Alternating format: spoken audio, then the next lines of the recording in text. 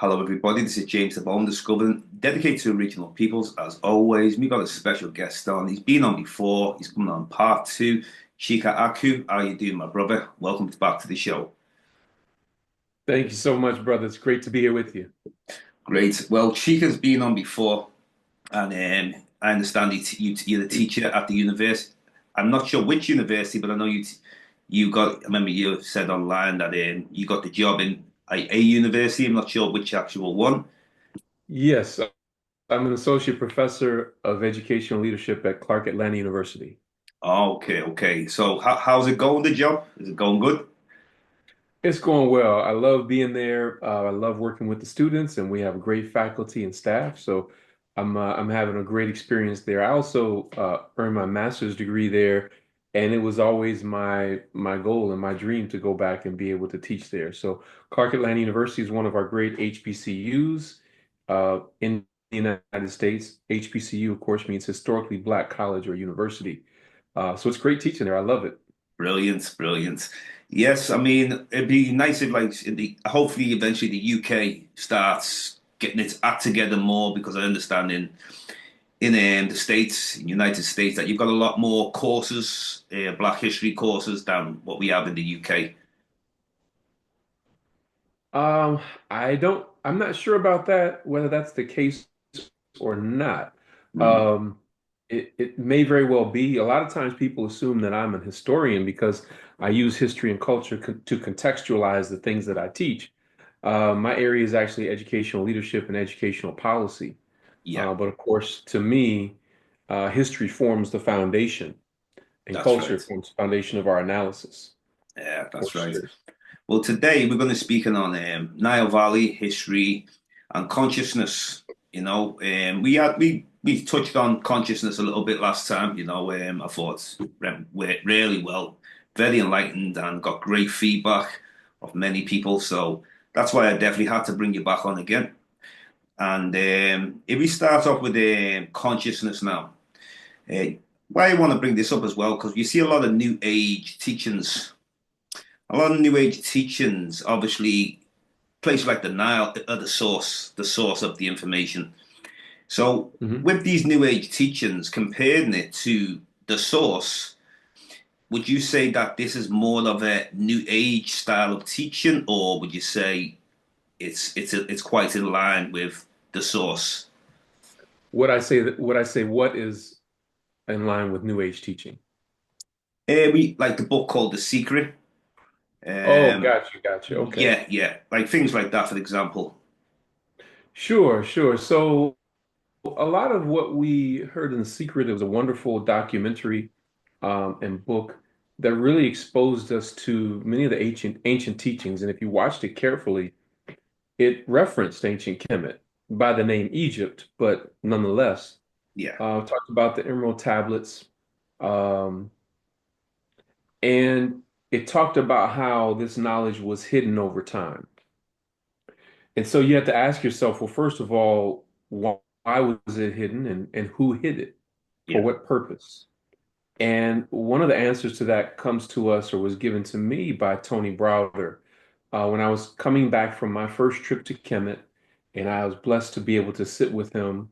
Of course, he's the author of Nile Valley Contributions to Civilizations, From the Browder File, Finding Karakamoon, Egypt on the Potomac. So he's done tremendous work in this area. But he said other people have discovered our sacred sciences and they use it to empower themselves.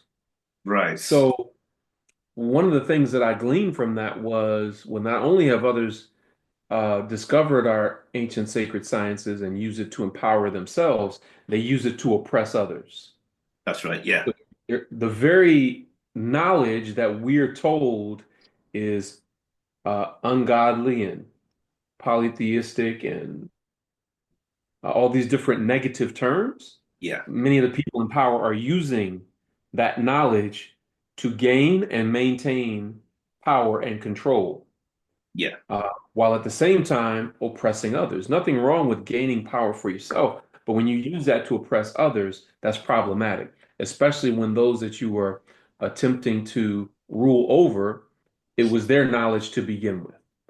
Right. So the short answer to your question is yeah, that ancient wisdom, what people will call esoteric or new age and those different things, it stems from their interpretation of our ancient teachings.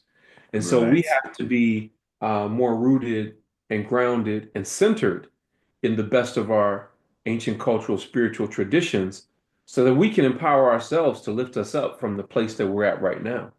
Oh, interesting. Yeah.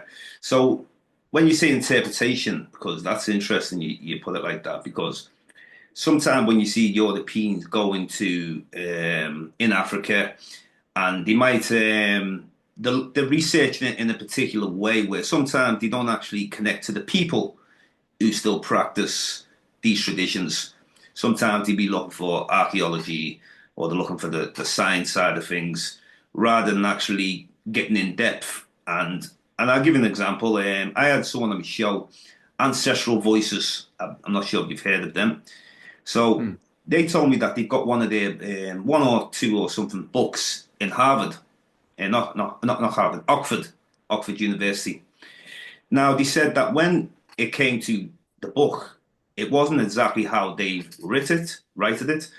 It was in their own words. So when somebody is reading it, they said that it was more like kind of a watered down version of the original teaching coming from ancestral voices. So it's almost like, I don't know how to put it, like you could say it's kind of hiding the information to a degree, but at the same time, using it as like reference. They're using it as reference, but it's not the full 100% truth what they're giving out. So I just thought that was interesting there when I had Verona on from Ancestral Voices last time mentioned this. Now, Hmm. another thing, a lot of people speaking about this age of Aquarius that we're in, or we're coming into the age of Aquarius. Now, I'm assuming that a lot of we know about the people from Kemet. They spoke a lot on different cycles, different ages. Um, are you aware of like anything of like the cycles that we're in at the moment? Yeah, so you mentioned the age of Aquarius, so let me explain my understanding Yeah, of that. And when we combine what you know about that with some insights that I can share, then I think we'll both come to another level. So I yeah, know there's some things that you know that I don't. yeah, Of course, Aquarius is one of the signs of the zodiac. Zodiac comes from the Greek term zoion, meaning animal, and it refers to the way that the ancient Greeks attached certain uh, animal or zoo types to certain phenomena that they saw in the sky. So they would see certain star systems or star clusters, and they would say, "Oh, this looks like this particular animal or this particular person." But of course, we know that the Greeks got that from ancient Kemet. yeah, We know that the oldest calendar and zodiac was found at the Temple of Dendera in Kemet, or what today is called Egypt. And it was so compelling that the French, under the direction of Napoleon, when Napoleon went into Kemet and invaded Kemet, he brought an army of soldiers to subdue the people, and he brought an army of scholars to raid the temples. This is very important. yeah, He did basically the same thing that Alexander the Greek, whom some people call Alexander the Great, did thousands of years earlier. They invaded Kemet and they brought an army of soldiers to subdue the people and an army of scholars to raid the temples. Well, when Napoleon did this in the late 1700s, and shortly thereafter, a few years later, came out with uh, uh, I believe it was a 19 volume set called Description de l'Égypte, meaning description of Egypt. 19 volumes. So they did some serious study there, okay? But going back to the Temple of Dendera, the zodiac, and the calendar, the French then dynamite blasted that calendar out of the ceiling of the Temple of Dendera. And to give you an idea of how intricate that calendar was, it was a calendar in stone, plus with painted medunetra or hieroglyphs, and it was a dial. there was a dial in it that you could turn that would help you to calculate what the day of the year it was and so forth. So when we talk about the age of Aquarius and so forth, you have to understand that Africans had calculated what they called the Great Year. And the Great Year was right around 25,000 years. So the question you have to ask yourself is how long were they measuring the precession of the stars to be able to put together the world's first calendar and a calendar that would track what they call a great year, being 25,000 years. And inside of that 25,000 year calendar, and it's not 25,000 years exactly. Um, I don't have the exact number in front of me. I think it's just over 25,000 years. But the point that I'm making is in what they called the great year were these smaller cycles of time that were about 2,100 years, which would equate to um, an age or a season of time, Yeah. right? So, for example, if we take that and we go to the biblical scriptures, we're at the end of the book of Matthew, Yeshua or Jesus says, "Behold, I will be with you until the end of time." But if you go back and you look at the original translation, it doesn't say he'll be with you until the end of time. I will be with you until the end of the age.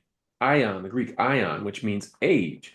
What age? So there are all of these ages that are about 2,100 years. And those 2,100 year cycles add up to what's called the great year. So again, how many years, decades, centuries, millennia of African scholars and scientists were tracking the movement of the stars in order to meticulously document these ages and the great year. One of the things that gives us an idea about that is that when the Greeks invaded Kemet in 333 before the Common Era, they found a Kemetic priest by the name of Miran Jehudi. And Miran Jehudi, um, whom the Greeks call Manetho, they asked him, how old is this civilization? And he said, about 30,000 years. Now we know political Kemet Yeah. was only, uh, Dr. Asa Hillier, by the way, would be the reference that you want to look this up in his book, The Maroon Within Us. Wow. But what he demonstrates is he makes a distinction between what he calls political Kemet. That's when Kemet unified, Upper Kemet and Lower Kemet was unified into one strong nation Yeah. uh, by King Narmer. So 3,100 BC. political Kemet goes Yeah. back to about 4,000 years. Yeah. But cultural Kemet extends back tens of thousands of years. Um, So these different ages that we're talking about, these are things that our ancestors understood thousands and thousands and tens of thousands of years ago. I hope that kind of gives some insights into the question that you asked. Very, very interesting. Very interesting. And also, the Egyptians in their own, one of the oldest religious texts, they also spoke about coming from the beginning of the Nile, where God happy dwells in the foothills of the mountains of the moon. So we must be Mhm. talking now when the foothills of the mountains of the moon, this is like three mountains that are forming the foothills of the mountains of the moon. So we have Kilimanjaro and we have I forget the mountain that's by the Congo and The maybe Renzori Mountains as well. that's the one, yeah, yeah. Mount Kenya, I think that's maybe another one. But there's basically the three mountains in that area. So even in some DNA studies, you can also see like a connection with Uganda, Central Africa areas where some of the Egyptians' DNA actually matches up with some of these areas, which is quite Mhm. interesting. And then even later ones like Ramses the Third, so there's certain, but it's very difficult sometimes for us to trust Eurocentric whether they've done things like created fake fossils. They've lied about the DNA. Sometimes you don't know if it's ancient DNA or modern DNA if they're dealing with like North Africa, for example. So bear this in mind.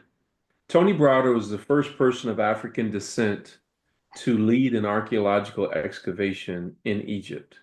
Okay. That means prior to him getting there, we were receiving knowledge of the ancient Kemites really through European eyes.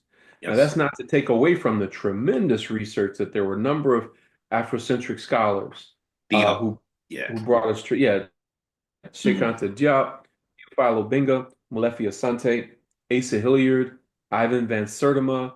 All of these are tremendous scholars. John G. Jackson, Yeah. and all of them are whose work I've studied is absolutely tremendous. And they were able to take some of the technical information from ancient Kemet and bring in an African-centered understanding of it. What do I mean by technical information? So sometimes I may get a book by a European scholar for just some technical information, Yeah. but not necessarily the deep insights. What do I mean by technical information?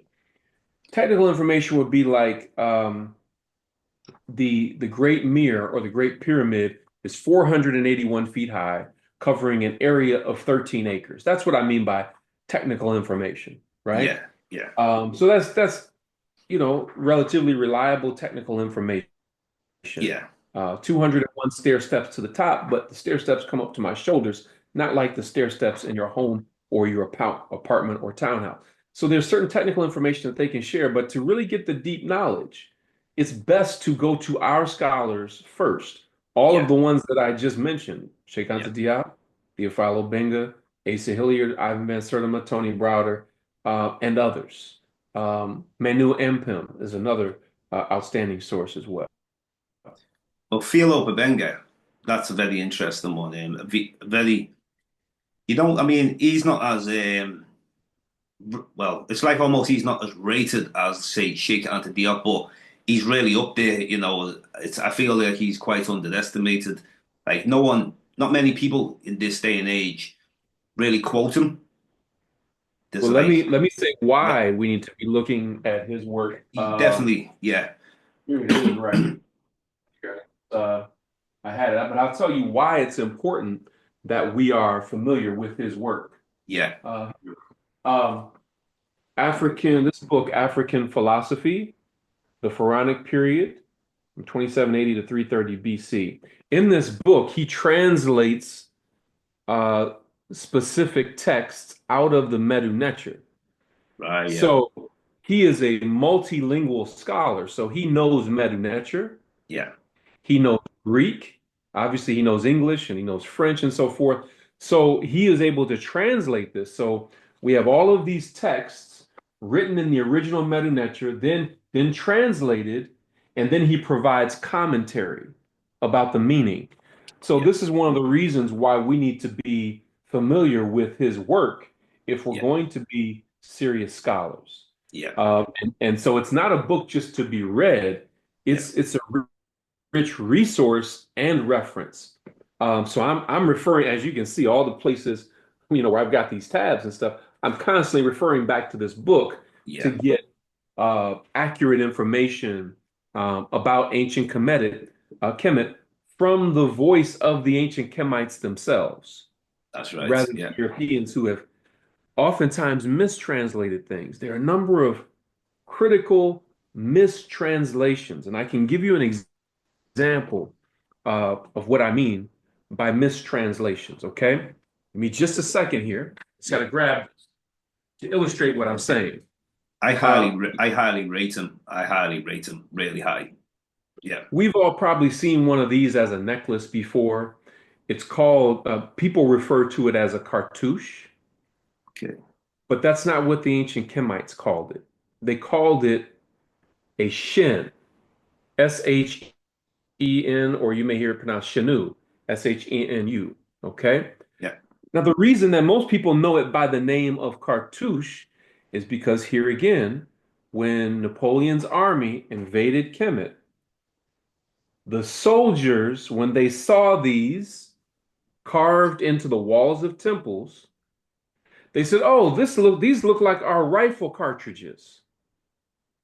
So they called it a cartouche. Cartouche in French means cartridge, as in cartridge. Yeah. They took a symbol of life and turned it into a symbol of death. Shin means eternity. So the names of kings and queens were oftentimes written in this ring to symbolize that your life was so significant that we're now writing your name into eternity. We will never forget you. We will always remember that you lived a life based on dignity and integrity and consciousness and competence. So they took a word that really referred to life and turned it into a word that meant death. This is why we cannot trust in their translations. When they Definitely. found the ancient scrolls buried with the dead, they called it the Book of the Dead, when in actuality, it's a book about life, Yeah. how to live life. And it Yeah. was called Pert Imperu, the book of coming forth by day, not the Yeah. book of the dead. Yeah. So now, hopefully, this just gives you a baseline understanding of why we must have our scholars to interpret this information rather than relying on the colonizers and invaders to interpret things for us. Yeah. It's like when they say black, when anything they say about the word black, that's what represent death, represent negativity, you know. Did you see all it in the dictionary? So this is why obviously some things can't be trusted. Then there's the basic information, which okay, yeah, like you were saying before about how high is the pyramid, for example, 481 feet. Yeah, those things we Mhm. can go with. It's not really a problem that. But back to Philo Benga, why I brought up his name is because studying him myself, I was studying him from perspective of this Niger Congo language. So when I was now, why I bring up the Niger Congo language is because we get told now of this so-called Afro-Asiatic language. So when we they started from like sort of places like Sudan, Ethiopia. I understand it's an African language. It has nothing to do with Asiatic. That's a spin put on it. So according to like Robin Walker, I had a good discussion with him on the show, and he said it's roughly around Eritrea or somewhere in Ethiopia, southern Ethiopia, the so-called Afro-Asiatic language, but it's an African language. So when they say the Egyptians and the rest of the North Africans spoke this Afro-Asiatic language. Now, I understand that you have the Niger Congo language over that. It's connected with West Africa, Bantu, the Proto-Bantu language, which spreads across most of sub-Saharan Africa. But you'll never get these European scholars mentioning about the ancient Egyptians spoke a Niger Congo language. So when I picked up on not Sheikh Anta, Philo Benga, I wasn't sure the exact time period he was referring to, but I'm imagining it must have been a lot older than maybe it was possibly before the first dynasty. I weren't too sure. So then I've seen other scholars speaking on the Sumerians spoke a Niger Congo language, the Nortufians, the original people that were in what we call Palestine, Israel today, they spoke a Niger Congo language. So the reason why I've been studying the Bantu, not just the migration, I've been studying the linguistic side of it. I'm not a linguistic, but what I try to do is I'm looking for particular scholars who are trying to make these connections. So, do you find any reference of any of the ancient Egyptians speaking the Niger Congo language, or would you say the menu netta was completely different from what you're aware of? I would say actually the reverse. Yeah, That is not the ancient Egyptians or the ancient Kemites were speaking a Niger-Congo language. It's that those in West Africa have embedded in their language ancient Kemetic linguistic concepts. And I'll give you an example. yeah, And it's so important the the reference that you gave about 10 minutes ago, where it says in the papyrus of Hunefer, the ancient Kemites wrote, we came from the beginning of the Nile at the foothills of the Mountain of the Moon. And you refer to that being Mount Kilimanjaro Yeah. and the Rwenzori Mountains and so forth. The reason that that quote is so important is because there are those that have attempted to say that ancient Kemet was so great because it was fed by Europe or the Middle East. Yeah. And what that quote, along with other research information, demonstrates is that Kemet was fed from the interior of Africa.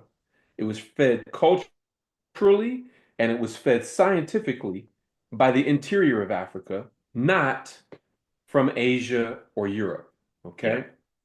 So, what Diop and Theophilo Benga, as his understudy and partner, were able to demonstrate was that many of your West African languages have embedded in them these ancient Kemetic concepts. Now, for me, this went from intellectual to a deeply spiritual thing for me when I saw it firsthand in Ghana. In Yeah. 2022, on September 21st of 2022, I was installed as a chief in Ghana in the city of Moray, which is not far from Cape Coast. And my installment name, the name that they gave me was Nana Abaka.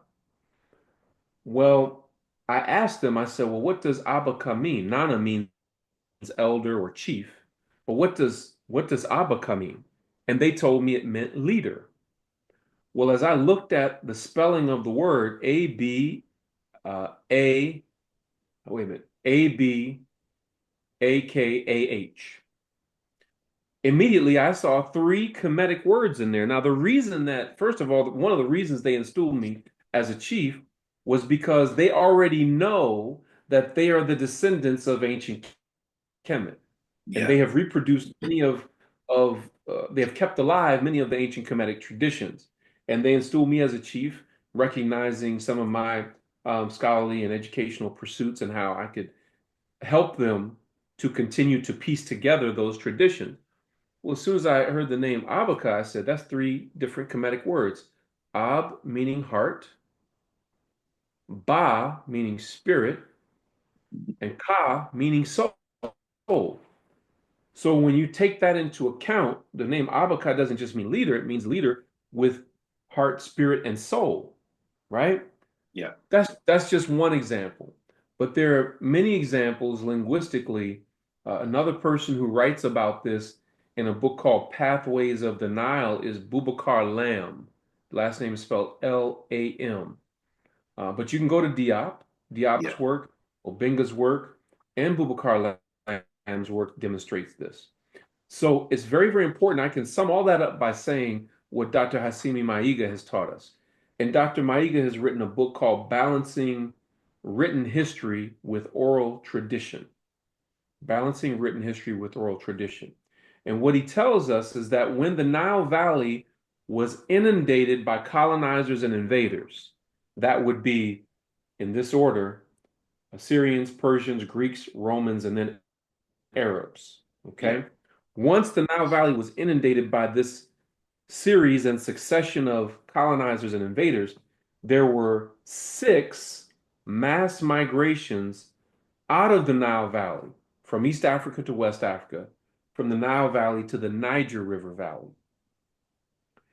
And when they departed and went to West Africa, they took their culture, their spirituality, their science, their cosmology with them. And as a result, they were able to build the great empires of Ghana, Mali, and Songhai, or Songhay, as it's pronounced in the original language. So what Dr. Maiga tells us is that West Africans are not really West Africans, they're really East Africans who traveled west. Yep. Say that again so that Interesting. not confusing. No, very, West yeah, Africans I'm are with not it. really West Africans. Most West Africans are not really West Africans. They're really East Africans who traveled west, and they brought their culture with them. And so that's an important thing Yeah. to note for us in the Americas, or for you as a brother in the UK. There are people who might say Well, why are you so interested in ancient Egypt? Your people were taken from West Africa and Yeah, then yeah, sent to I the get that. islands of the Caribbean and the Mhm. Americas, UK, and so forth. So you don't have a connection to East Africa. Why do you all talk so much about ancient Kemet?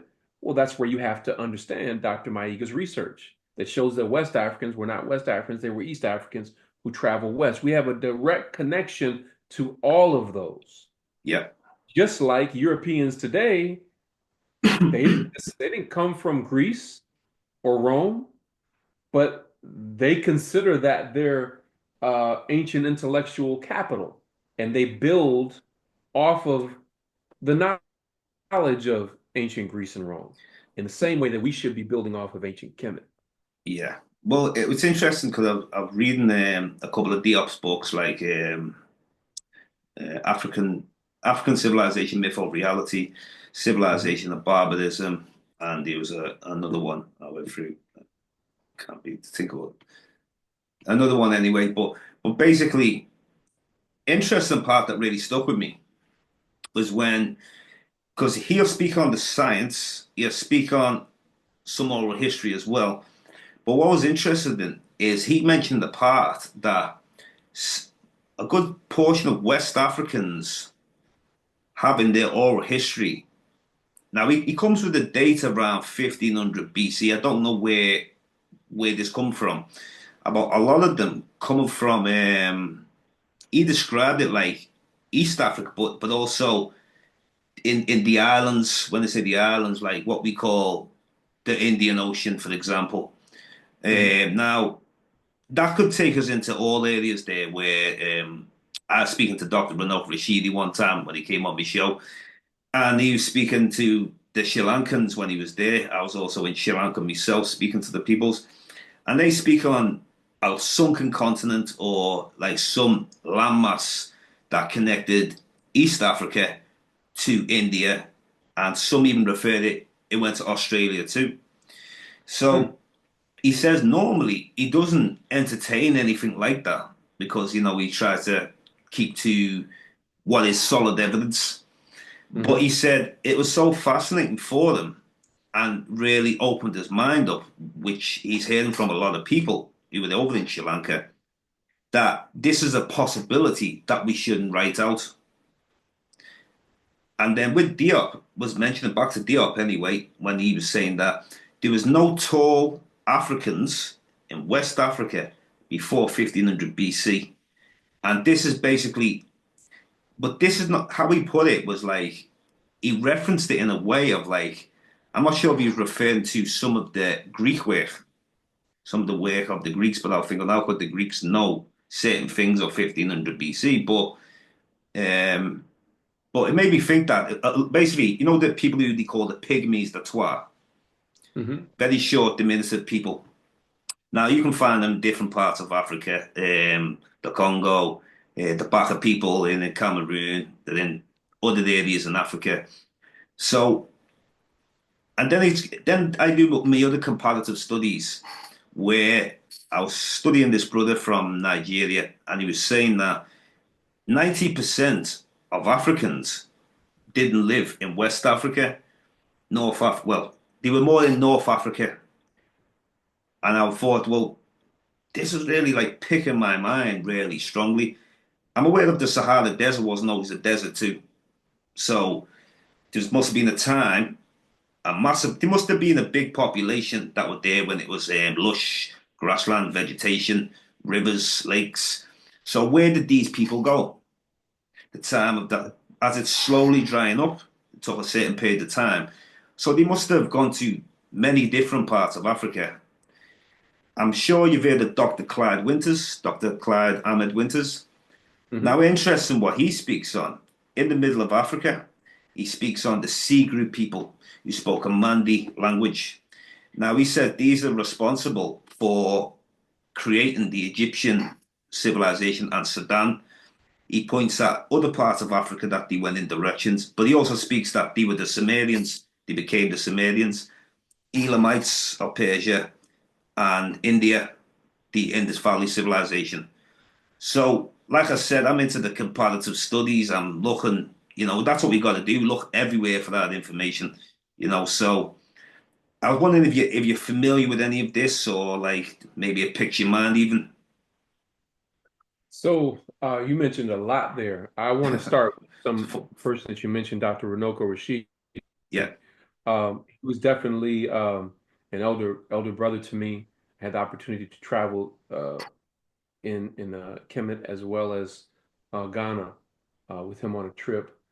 And it's important to know the intellectual genealogy, the connection of different African scholars to each other. So, for example, we said that Theophilo Benga was an understudy and research assistant to Shekanta Diop. Okay. Um, Runoko Rashidi studied under Dr. Ben. He was another tremendous scholar that I forgot to mention, Dr. Yosef Ben Yakinen. Okay. Um, but mainly, Dr. Runoko Rashidi studied under Ivan van Sertima. Okay. yeah, And so studying under Ivan van Sertima deeply impacted his worldview because, as you know, Ivan van Sertima had the series of books, The African Presence in Early Asia, The African Presence in Early Europe, and they came before Columbus, The African Presence in the Americas, in early America. yeah, So, what we know from that research, from that body of research, and Brother Runoko extended that research tremendously. What we know from that body of research is that Africans did not just remain in Africa, yeah, that they traveled all over the world thousands of years before Columbus even realized that the world was round. And here again, just as I said, they went from East Africa to West Africa and took their culture with them. All the places that they went around the world, they took their culture with them. And it's yeah, important to note that when they traveled to these different places, they didn't necessarily go as colonizers. yeah, So, for example, when we see pyramids in Mexico, yeah. and we see the Olmec stone heads in Mexico that are dated at 3,000 years old with clear African features, right? Really, yeah, Um, Africans didn't come uh, to kill off the native population. They lived in harmony and they engaged in cultural exchange rather than cultural extermination, yeah, like the Europeans did. And definitely. this is why we see it reflected in the architecture with the pyramids in Mexico. This is why we see it reflected in the culture of the different places that you mentioned in Asia and other places around the world. This is why it's so important to have a Pan-African perspective and to be a multidisciplinarian the same way that Shekanta Diop was. Yeah. Shekanta Diop was a linguist, a historian, an anthropologist, a political scientist. Oh, And as amazing. a result of him being a modern day Imhotep, a multidisciplinarian, Yeah, it deeply influenced the academic field of Black studies because Black studies is interdisciplinary. So, what you see when you study these different scholars is they're pulling from mathematics, they're pulling from astronomy, history, archaeology, anthropology, education, and they're pulling it all together because in ancient times, our ancestors did not have the same delineations and demarcations of the same subjects and disciplines that we have today. And life is not separated neatly into these compartments either. And so it requires us to be able to pull these together and synthesize information from all of these various disciplines. And so all the different studies that you've been doing are outstanding in terms of bringing it all together. yeah. And another one I must bring up here, the Yoruba people, and their connection to Kemet also. And now my tribe in Nigeria, from my father's side, are called the Ijaw tribe, the Ijaw people. They're like southwest Nigeria, Delta State. Now, in their oral history, they speak on coming from Kemet. So I thought Mm, this was like, I mean, at first, when I first heard it, it was like, well, no. But then when I started looking at what the Dogon said, what some of the mhm. Yoruba and other Africans, not just these, I started to see like a big family connection. So, like you were saying before, people will ask you, why are you so interested in Egypt, not them realizing that we were all over Africa, and like you're saying, people coming from East Africa, and when we see East Africa, even when people got to Egypt, they would have been coming from not just only East Africa, at the beginning of the Nile also. So it seems like our people have always moved around Africa and even outside Africa also. So if we look now at the beginning of when they speak on, like for example, Lucy, who they speak on in Africa 1.8 million years ago, 2 million, started off around the Ethiopian area. Now, this is not no modern human according to their research. So when we get to the so-called modern humans, and they set dated around about 200,000 years ago, that's like usually the date thrown at us. Then they speak on, we're moving around Africa, it's getting settled in different places and that.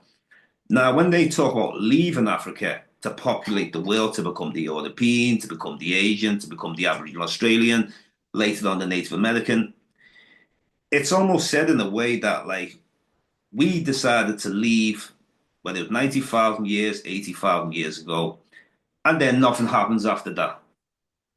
Like there's no other where their logic is very it's I think it's a real lack of common sense because why would an Africans leave 90,000 years ago and not do multiple migrations through the last 80,000 years? It's not until we get caught into slavery, whether it was by the Arabs or whether it was by Europeans or any other foreign invaders that enslaved our people, that we were able to leave Africa. You know, this is very important what you're seeing because, and they give like their reasons of why we weren't able or why we didn't leave Africa, whether we went to India, China, or other places. So that's why I was really happy with all these great scholars that came out, like Diop, Van Sertima, Renaud Rashidi, who were taking it even further than Africa. Like we say before, they came before Columbus, the Olmecs, Renaud Rashidi speaking on many migrations and also doing extensive travels myself. I've had to go into rainforests to find indigenous black peoples in Asia, Malaysia, Thailand, Philippines, and many other places in the Pacific, Australia. So I speak to the people in the Fiji Islands. They have that oral history. They came from Africa. Now, it took me a while to really make this connection. The connection was the coins that were found in Australia, the Swahilis. I think it was dated around about, we could say 1200 AD, 1300 AD. Now, what was interesting about it is speaking to the teachers of Fiji, which I was able to go a bit further, they say there was people already in the Fiji Islands, probably people like when they were going Papua New Guinea, indigenous peoples, then later on Africans, most probably at the time of when these coins ended up in Australia. So you can find they came from like around about, I'd say Tanzania, the Swahili speakers who were known to be seafarers. So these coins reached Australia, and Fiji is only like, if you're flying, it's about 2 hour flight from Australia. I actually did the flight from Australia to Fiji. It's only 2 hours. So it makes me start to think as well, like there's a lot of things that we are not told completely. We have to really keep digging and digging, reading and reading, constantly speaking to different peoples. And it's like I've said, I've been into this research and deep traveling for like the last 20 years. And you just don't stop learning. It's just like, even speaking to people like yourself, so much information. I can see the books behind you. You put in serious work yourself. So I've also got to thank you. And I see you as one of the greats. I really do, Chika. I really do, really I proud of your work. appreciate that. Definitely. I appreciate that. One that I forgot to mention also, I can't believe I forgot to mention Dr. Charles Finch, who recently released a book on the 10,000 years of ancient Kemetic history. Yeah. He also wrote Echoes of the Old Darkland and The Star of Deep Beginnings, the African Genesis of Science and Technology. But when you look at all of these different things, I think what do we do with this voluminous amount of knowledge in terms of connecting these things together? It's not just about proving that we did all these wonderful things, that we uh, pioneered um, sailing across the world and different things like that, that we pioneered reading and writing and language and literature and architecture and engineering and agriculture, astronomy, mathematics and medicine and science and technology. It's not just about talking about that we gave the world these things. The Yeah. question is, how did we do it? And what wisdom can we glean about how we did that back then so that we can do it again to restore our people to their traditional greatness, if I could use that phrase from Maulana Karenga, another tremendous scholar. How do we use this ancient information to restore our people to their traditional greatness in modern times? That's the key. And one of the things that I would like to suggest in terms of an answer to that question is that we had a standard of excellence that is far above and beyond what many of us are demonstrating today. Yeah. And I'll give you an example of what I mean. An example that I point out to my doctoral students is when we look at the Amos Mathematics Papyrus, for example, which has mistakenly been called the Rhind Mathematics Papyrus. The European Egyptologists had the unsettling habit of stealing or finding African books and giving them European names. So Rhind was the Scottish lawyer who either bought or stole the actual papyrus. So we don't want to name it after him, especially when it has a name. Yeah. We refer to it as the Amos Mathematics Papyrus because Amos was the scribe who wrote it. And we know that because he indicates that in the papyrus. What does this say about our excellence as a people? We know that that papyrus is uh, over 3,800 years old. We know that it is uh, a copy of an older African mathematical text. And the reason we know that is because he states that this is a copy of an older African text.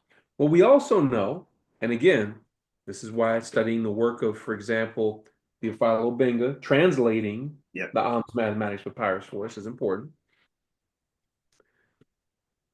We also know that Amos was a student at the time. So what we really found was a math text uh, from a student. Okay. The way that I relate this to my current students is let your work be so outstanding. This is how we connect the ancient standard of excellence to the modern standard of excellence. Let your work be so outstanding that if somebody found the paper that you wrote for my class 5,000 years from now, that they would be able to determine that we were a highly successful, technologically advanced, and cultured people, which is what we get when we read Amos's work. From the Amos Mathematics Papyrus, we can tell uh, that there are examples of algebra, trigonometry, sine, cosine, tangent, cotangent, square root, area, circumference, volume, slope, and much, much more. And he was a student. That was a student's work. So what were the actual scholars and masters actually writing? And his Yeah. and Abel's work was accurate, but the point that I'm making is that standard of excellence. The Yeah. fact that you had to study under a master for decades Yeah. before you could be considered to have reached a certain level of mastery. Definitely. This kind of apprenticeship, this kind of study, John Henrik Clarke is another of our great scholars. He Yeah. said we must make the study of this knowledge a priesthood amongst our youth Yeah. and prepare them from a very young age to be able to be responsible handlers of this kind of power and this kind of information.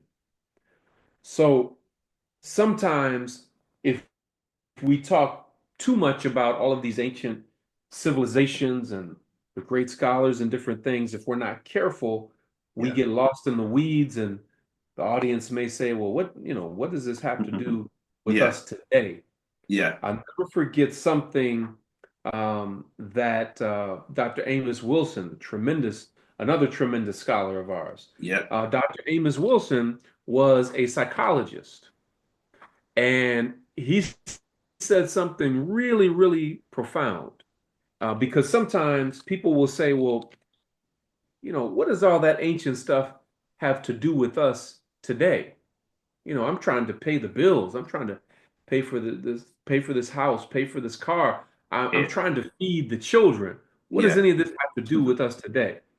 And he answers that in words that are far better than I could choose. He says, if there were not a direct relationship between history and money, history and power, history and rulership, history and domination, then why is it that the European rewrote history? there you go. Yeah, One more perfect. time. Let me repeat that. If there were not a direct relationship between history and money, history and power, history and rulership, history and domination, then why is it that the European rewrote history? And I would add to that, rewrote you and I out of the respectable commentary of history. So Yeah, this is where history must become real to us as a people because we are literally walking on the pages of history as we speak right now. yeah. Excellent, excellent point. Very brilliant. Now, when we speak on how the pyramids were built, speaking to some of the Egyptologists when I went out to Kemet, and some of them were open-minded, some of them were just straight. You know, they can't really think too a lot out the box. Now, when you're looking at the pyramids yourself, and you look and think, wow, amazing, how did they build these things many years ago? You're this Hollywood stories of aliens built them, or you're there. So, what do you think? We must be dealing with a real highly advanced civilization, and like, do you think it was anything to do with also one thing I'm going to mention about a higher level of consciousness, number one. Number two, higher dimensions being able to connect to.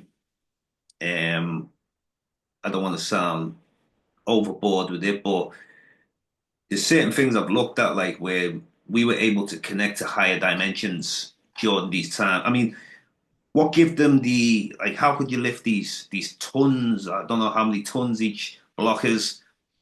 Um, how do you think they do it? Like, how do you think it possibly Yeah, could be done? let me Yeah, say something about that. And I would encourage you, Brother James, and your listeners. I wish yeah, y'all could join me, and I hope maybe that you will join me for African Origins on Tour, Experience Egypt, where we go and we go to the pyramids and all of the great temples, and we sail the Nile and cruise the Nile, and it's a magnificent journey. For those that are interested in joining us, you can go to travelwithdrakua.com. That's travel with Dr. Akua, DRAKUA.com. Travel with Akua.com. We'll be going in June 17th to the 29th, 2025. June 17th to the 29th, 2025. When you go on that website, you'll see a brief video clip from me and you will see our travel itinerary, what we will experience each day, and so forth. So I definitely want to invite you and your listeners to join us on that journey. It's going to be incredible for a number of reasons. yes. I'll look into Who that. you Yeah, go, who you travel with makes all the difference in the world. And if you don't definitely. travel with Oh, I one of our can't. scholars, you're Yeah, just yeah. going to get the basic lies that everyone else is told. So I Interesting. had the opportunity, we had a special guest on our trip. And I've traveled to Kemet with and studied from many of our most celebrated scholars. And they're all amazing in their own right, and they all bring a certain perspective and spirit and energy and knowledge to that body of knowledge. But I experienced something very different on this trip because our special guest was none other than quantum physicist Dr. Rashad Ritchie. And he shared some things with us on that trip relative to energy um, and how the ancient Kemites did a number of different things. I would do a disservice to try to explain to you what he did, but we went into the Great Mirror or Great Pyramid. Here again, this is where uh, linguistics is so important. The word pyramid is a Greek word, and that is not a Greek monument. They called it a pyramid because it comes from the Greek word pyramis, meaning wheat cake.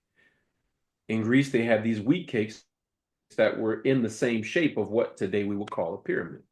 The original term was mir, and it's spelled M-E-R or M-I-R if you're transliterating it into English.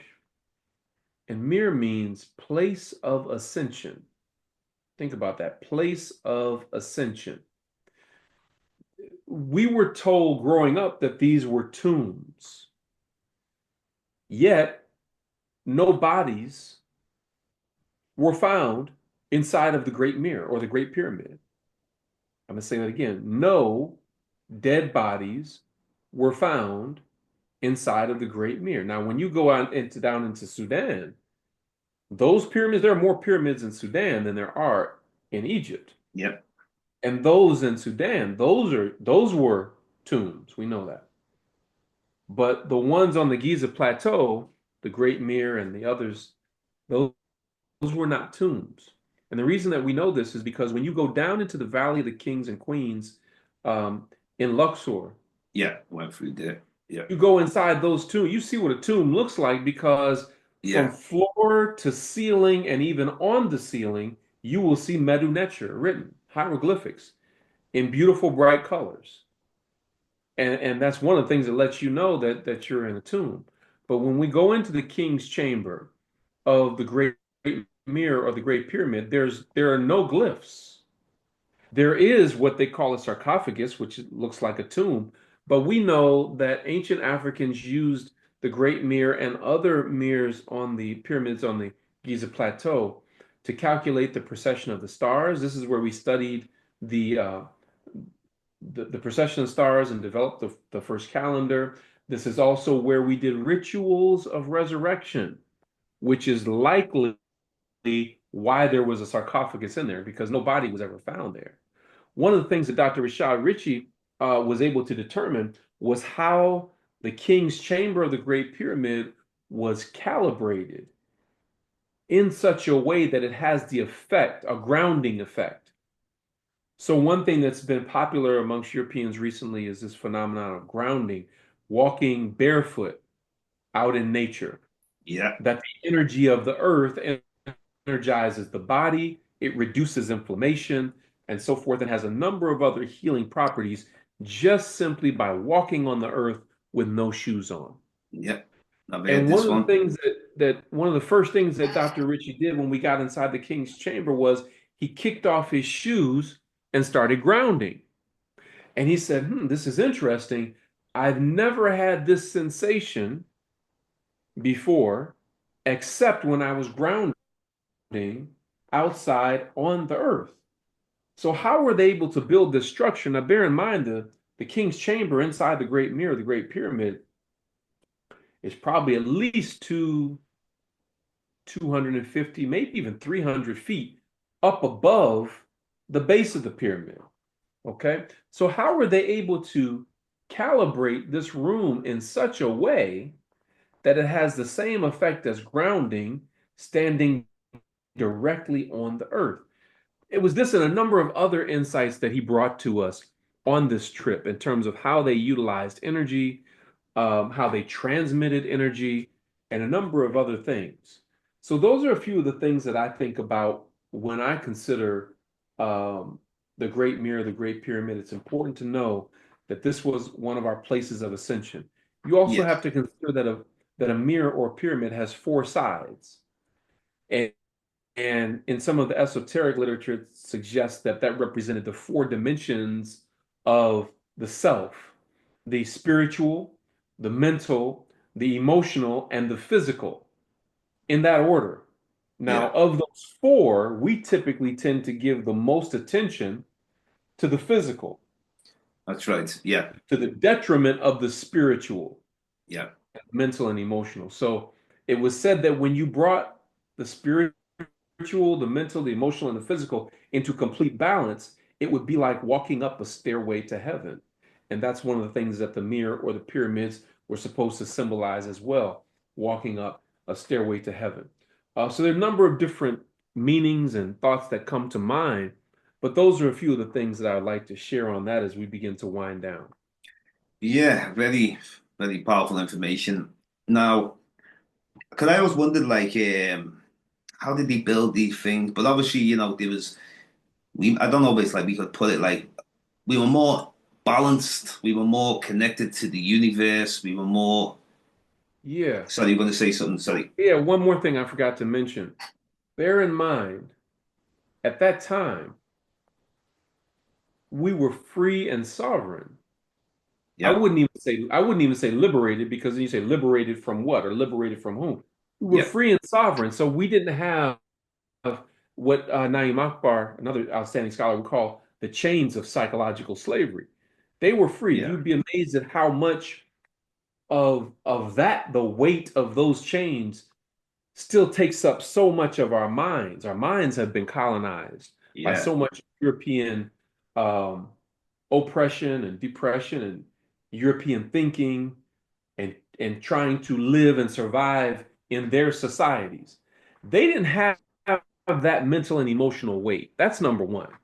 yeah, So they were centered in the best of their culture and their education and scientific systems. They didn't have the weight of past oppression, unresolved trauma weighing them down in that way. In addition to that, it's been theorized that because of the rich silt along the banks of the Nile, that when the Nile flooded every year, it would take those rich mineral deposits into the soil where they yeah. grew their food. And because they were Right. already eating from the earth anyway, whereas we're eating a lot of processed foods, Most unfortunately, definitely. Yeah, they're eating from the earth, and the earth that they're eating from is tremendously rich in minerals that in most places, in many places today, has been stripped away. yeah, So that the mineral wealth of their vegetation fed the brain, fed the body, fed the spirit in ways that we're not getting today, unless we're deeply intentional about eating clean and meditating and cleansing and different things of that nature. So I believe it is the combination of a number of these types of things that made them more connected and made them more open and receptive to higher levels of scientific knowledge and spiritual oneness. And we have yeah, to get back to that. yeah. I think it's basically massive distractions, and I'll just give an example. Certain nations of Africa at times where if they were ever at war, sometimes like the Zulu, for example, they had certain practices which some of them might have got abandoned during the times of war. And when I say war, I don't just mean war like with other Africans. I mean when the Europeans were coming in, So it's because there's a difference between when Africans had issues. Of course, there's always issues what people have in the world, but it weren't the same type of issues like the Yoruba Empire when they're like stretching their empire to other parts of Africa. And from a European perspective, they was colonizing, they were slaving, and I can't really see it as like we were enslaving each other. I understand prisoners of war, prisoners of war is a whole another thing, because they could eventually, the prisoners of war, they are allowed to be freed eventually. If sometimes in some cases, people were allowed to rise up, so like Mansa Musa, for example, even though he was a king, and some people look at, oh, he was greedy or this, but people rise up. There was even some, I don't know if you call them, yeah, Europeans. Sometimes they were the Slavs. They were calling them. Um, is it the Slavs? Some of them were brought in for labor, but not actually. Right, right. Yeah, but not actually. They had a better life, the Slavs, people like that, coming into Africa than they would in Europe. Hmm. Because when they were being oppressed in Europe, the Slavs, which obviously the word slave later comes from, they would have had a terrible time in Europe by their own people or the Europeans. When they Hmm. reached the Muslim world, or in parts of Africa, they would have a much greater life. You know, it was almost like, please take us to Africa, especially during the time when Africa was had a lot of power, a lot more power than what we had. So now with these Abrahamic religions, now this is a part I wanted to really touch on. I'm able to see a lot of practices coming out of Africa. You're able to make connections where, obviously, I'm sure we'd start with the Torah, the Hebrews, so maybe we need to go there, or there could even be things before that. What would you say? What is the connections you make with Kemet, or even the rest of Africa, with the Abrahamic religions to be in the making? Yes. Oh man, I wish we had gotten to this earlier because I have to get ready for my next appointment. And there's a lot that needs to be said about that. As a matter of fact, we may Yeah, need to do another session. I have a yeah, book called The African Origins of Our Faith that I'm currently revising and expanding, where I have taken 30 ancient Kemetic sacred writings and put them right alongside the biblical scriptures that are saying the same thing yeah, or expressing a similar sentiment. And then I give commentary about how these systems of religion and faith and spirituality evolved and even devolved over time. yeah, And so it's very, very clear when you look at the ancient Kemetic sacred writings and you look at the biblical scriptures that are saying the same thing, but the Kemetic writings came 500 to 1,000 years before the biblical scriptures. yeah, That's not to discount the Bible. There's tremendous wisdom and knowledge in it, but it is to understand that we had a way of life, a way of being, a sacred way of life and being long before the biblical scriptures were written. That's worthy of careful study and worthy of emulating. yeah, And so, yeah, we may have to come back for a follow-up yeah. because we can go deep into that where I can share the specific We ones, but I have won't. to get going. Yeah, we won't really speak on that because we'll save that for another time. There's just one question, and I've seen this on like Hidden Colors and many others.